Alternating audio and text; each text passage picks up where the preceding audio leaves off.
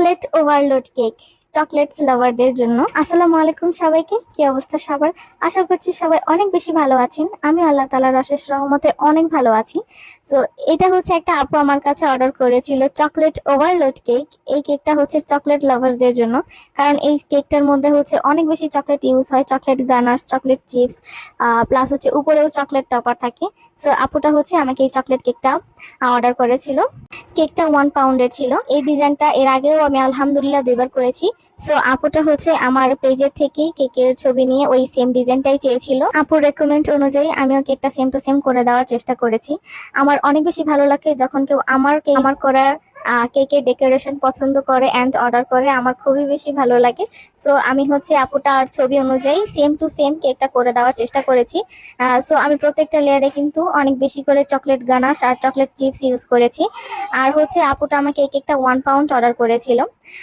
Review আলহামদুলিল্লাহ আপুটা খুবই ভালো দিয়েছিল। কেকটা আমি ক্রাম কোট করে হচ্ছে কিছুক্ষণ রেস্টের জন্য রেখে দিয়েছিলাম। কেকগুলা হচ্ছে যদিও আমি অর্ডার আসার পরেই, শুধু আমি বলতে না, প্রত্যেকটা হোম বেকারি হচ্ছে অর্ডার পাওয়ার পরে কেক বেক করে। সো বাসি কেক বা খারাপ কেক পাওয়ার প্রশ্নই ওঠে না, কারণ আপনারা অর্ডার করার পরেই হচ্ছে আমরা কেকটা রেডি করে থাকি। তো অবশ্যই আপনারা হোমমেড কেক ফ্রেশ ফ্রেশ পাচ্ছেন। আর প্রত্যেকটা প্রোডাক্ট তো অবশ্যই আমি প্রত্যেকটা ভিডিওতেই বলে থাকি, কোয়ালিটিফুল প্রোডাক্ট দিয়ে কাজ করার চেষ্টা করি আলহামদুলিল্লাহ। তো তারপর হচ্ছে আমি কেকটা ক্রাম কোট করা শেষে আমি ক্রাম কোট করে কিছুক্ষণ রেস্টে দিয়ে রেখেছিলাম। আর রেস্টে দেওয়াটা ইম্পর্টেন্ট, এতে ফিনিশিংও ভালো আসে, কেকের টেস্টটাও অনেক বেশি ভালো আসে। তো তারপর হচ্ছে আমি ফাইনাল ডেকোরেশনটা করে নিতেছিলাম। আপনাদের কারো কেক প্রয়োজন হলে অবশ্যই আমার পেজে একটা নক করতে পারেন। সব ধরনের ডিজাইন আর ফ্লেভার করে দিতে পারবো ইনশাআল্লাহ। আপনাদের বাজেট অনুযায়ী আমি কেক দেওয়ার চেষ্টা করব। তো অন্যান্য পেজ থেকে অবশ্যই আমি একটু কেকের প্রাইসটা কম রাখারই চেষ্টা করে থাকি যতটুকু আমার পক্ষে পসিবল হয়। আর বাকি সব অন্যান্য প্রোডাক্টস কোয়ালিটিফুল ইউজ করতে হলে অবশ্যই প্রাইস রেঞ্জ একটু বাড়বে। লোকাল কোনো প্রোডাক্টস দিয়ে কেক তৈরি করব, যেটা আমি নিজে খেতে পারবো না, সেটা আমি কেন আমার কাস্টমারদেরকে দিব? যার কারণে আমি চেষ্টা করি যে প্রাইসটা রিজনেবলের মধ্যে রেখে একটু কোয়ালিটিটা মেনটেন করার, কারণ বিজনেস তো আর একদিন 2 দিনের জন্য না অবশ্যই। সো আপনারা হোমমেড কেক নিশ্চিন্তে নিয়ে নিতে পারেন, কারণ প্রত্যেকটা হোম বেকারি তার প্রত্যেকটা কাস্টমারদেরকে ভালো সার্ভিস দেওয়ারই চেষ্টা করে, যাতে তারা তাদের কেকটা খেয়ে প্রশংসা করে বা নেক্সট টাইম আবার অর্ডার করে।